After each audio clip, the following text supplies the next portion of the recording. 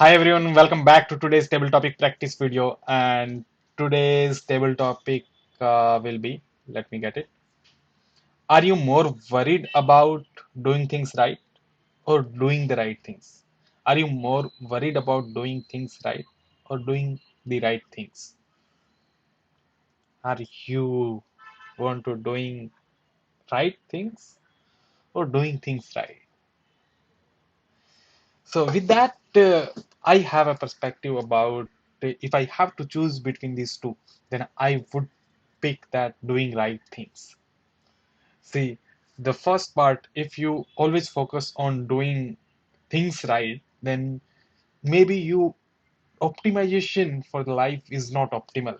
You are optimizing for the things that is very near term. Maybe today you are optimizing something that might not be true after like after some years. So it's important to doing right things, because if you're doing right things, if you get failed, if you are not able to do things right, you will get another chance, right? But you will always be doing right things. That is what matters. But if on the contrary, if you focus on doing things right, then you might not be doing the right things. So it's not, so we always focused on being right. I also focused earlier being right.